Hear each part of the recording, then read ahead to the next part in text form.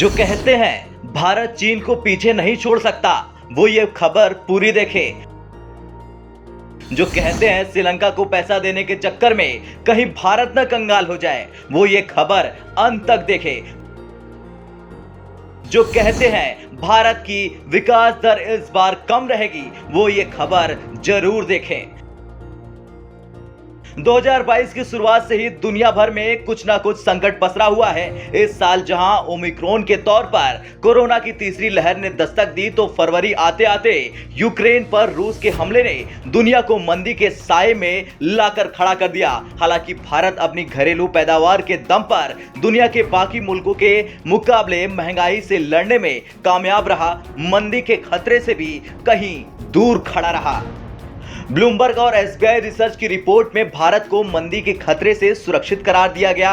भारत अब दुनिया भर के तरक्की करने वाले देशों की रेस में काफी आगे निकलने के लिए तैयार खड़ा है।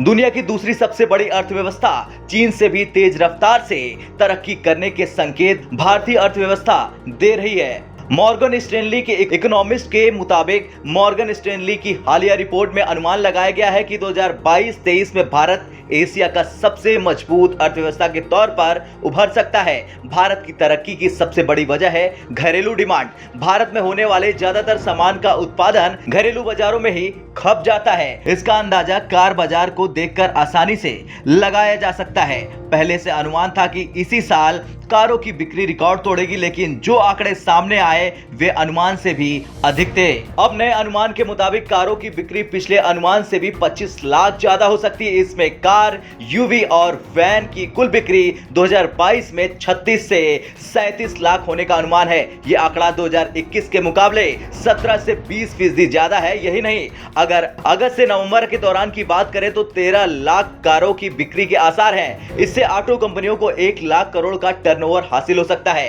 तो वहीं आंकड़ों की बात करें तो मॉर्गन स्टैनली ने अनुमान जताया है कि 2022-23 में भारत की औसत विकास दर 7% रह सकती है। एशियाई विकास दर में इसका योगदान 28% होगा और वैश्विक विकास दर में भारत की भागीदारी 22% होगी।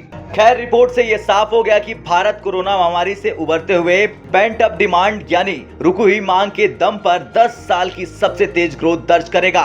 पेंट अप डिमांड की वजह से ही भारत में कारों समेत कई तरह के सामानों की बिक्री इस बार नए रिकॉर्ड कायम कर सकती है। यही वजह है कि कारों की बिक्री का अनुमान पहले के मुकाबले 25 लाख बढ़ गया है। ब्यूरो रिपोर्ट, भारत तक।